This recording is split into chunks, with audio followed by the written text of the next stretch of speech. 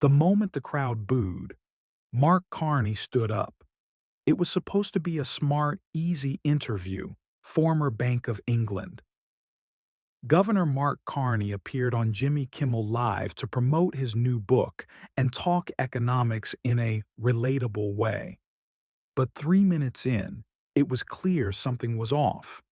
Kimmel opened with a playful jab. So, Mark, you were in charge of the Bank of England, the Bank of Canada. You ever think about running a Chuck E. Cheese next? The audience laughed. Carney did not. He gave a tight smile and replied, Actually, unlike a Chuck E. Cheese, central banks don't inflate currency for the price of fake pizza. Laughter turned into an awkward groan. Kimmel tried to pivot. Okay, fair, but be honest. Do you ever feel like central bankers are just making it up as they go? That's when Carney fired back, not joking. Jimmy, this country printed $6 trillion in 2 years and now pretends its shocked food is expensive. Maybe the late-night comedians should be the ones answering questions for once. Silence. One person in the audience clapped. The rest looked stunned.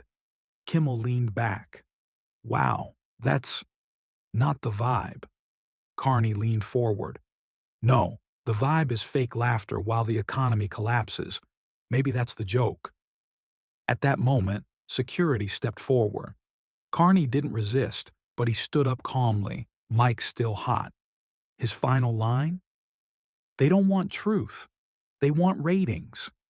And with that, he was escorted off stage, mid-interview. The internet exploded before the show even finished airing. If you have enjoyed the story so far, hit subscribe to follow the insider leak for the stories they hope you miss. By the time the West Coast broadcast aired, the clip had already leaked, and ABC was in full damage control.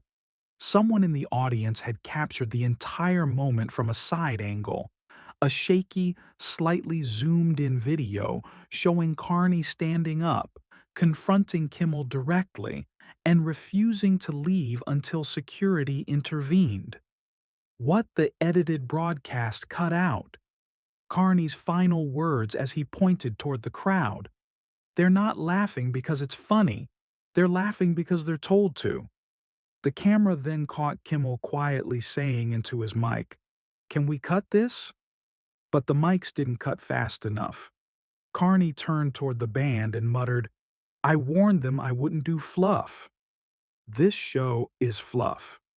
That 12-second leak, uploaded to X and retitled, Mark Carney Destroys Kimmel on Live TV, in less than 3 hours, 5 million views, 3 hashtags trending, Sharon Carney Clash, Sharon Kimmel Meltdown, Late Night Lies.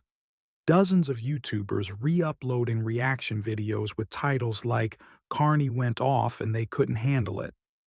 Meanwhile, behind the scenes at ABC, chaos. One anonymous staffer posted this to an insider forum. He was scheduled for 12 minutes. He lasted 4. We were told to sanitize everything. And from within Carney's camp? Radio silence, no tweets, no statements, no walkback. Just a retweet from his personal account showing a freeze frame of him standing over Kimmel's desk with the caption, Not all guests clap back. It wasn't just the clip that went viral, it was the crowd's reaction after. Several audience members who attended the taping took to social media, and what they described was not what aired. One post from an anonymous attendee read, It wasn't funny. The second he said something real, they panicked. Jimmy looked terrified. We were told to clap, even when it got weird. Another person on TikTok posted this. Kimmel's crew literally told us not to boo. One guy yelled, Let him speak, and got escorted out. That video, titled What They Didn't Want You to Hear, racked up 3.2 million views in 24 hours. And then came the damning footage. A clip of the live studio feed before the show aired. You can hear a producer whisper to an audience handler, If he goes off script, we're killing the segment. Don't let the crowd turn. Too late. The audience was already turning, not just in the room, but online.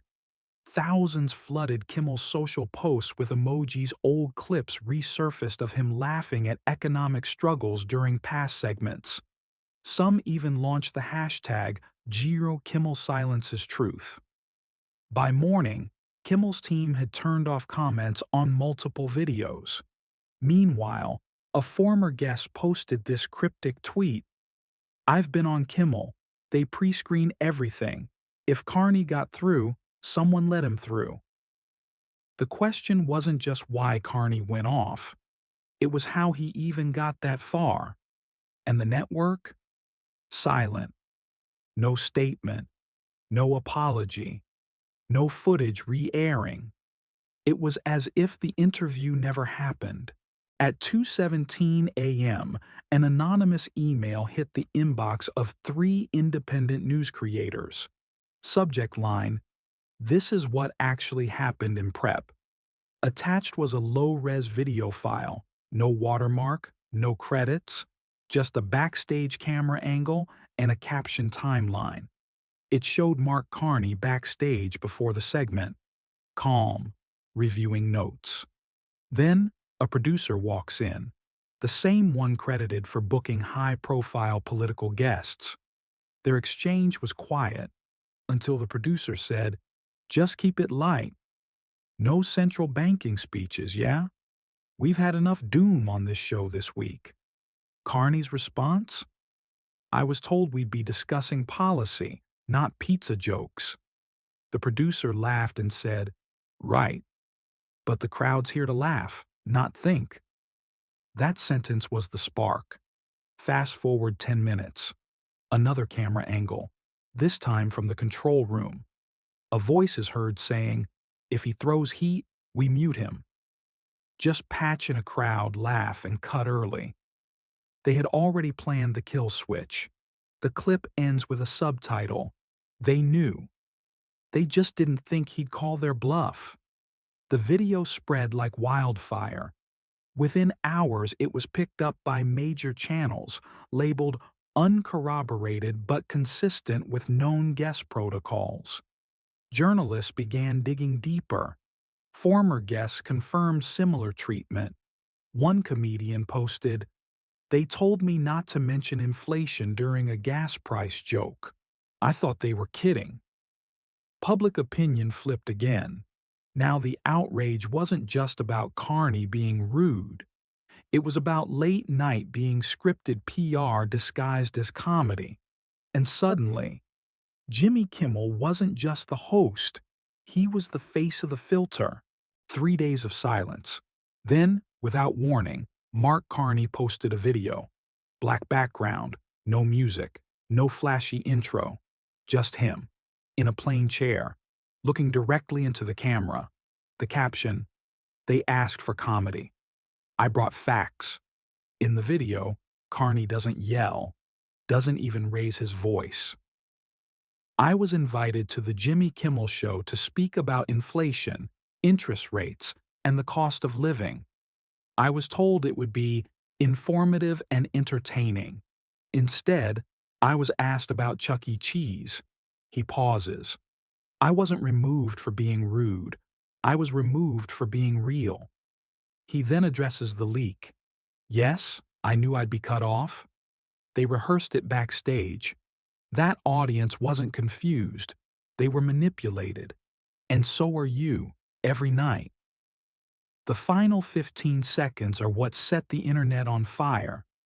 Late night used to punch up. Now it kisses the hand that feeds it. You don't need a laugh track to know something stinks. You just need to pay attention.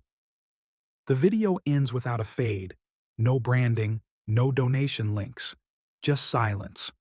Within hours, Carney, "Was Right" exploded across XA. New York Times op-ed questioned if late night is the new censorship. Comedians and economists, for once, shared the same viral moment. And Jimmy Kimmel? Still, no comment. The network released a single line: "Our show values entertainment, balance, and the safety of our guests." But in the court of public opinion, it sounded a lot like retreat. The fallout didn't stop with Kimmel. It spread like wildfire through the entire late-night ecosystem. Within 48 hours of Mark Carney's viral response video, two rival hosts addressed the incident live. But it was John Oliver who dropped the bombshell. On Last Week Tonight, after his usual monologue, Oliver paused and looked dead into the camera. When guests come on these shows, we're told to keep things light, fast, and safe. But what happens when the world isn't light, fast, or safe anymore? He continued. Mark Carney wasn't rude. He was disruptive. And disruption, when done honestly, is comedy's job, even if it makes the room uncomfortable. The crowd applauded. Meanwhile, The Tonight Show with Jimmy Fallon quietly canceled its next political guest, citing creative realignment. A leaked NBC email showed network executives telling writers, "No unscripted political commentary. Keep interviews friendly." Then, the domino effect. Two former Kimmel writers anonymously published a piece titled, "We Were Told Not to Let Truth Kill the Mood." Trevor Noah, now back as a guest contributor, posted on Instagram, "If your guest can't say something real, maybe you shouldn't call it a talk show." And then came the ratings drop. The Jimmy Kimmel Show saw a 15% decline in the next week, the sharpest fall since 2020. Meanwhile, clips of Carney's confrontation are now being used in economics lectures, satire mashups, and even activist campaigns. Late-night comedy had been exposed for what many suspected, a curated echo chamber. And all it took was one guest refusing to play along.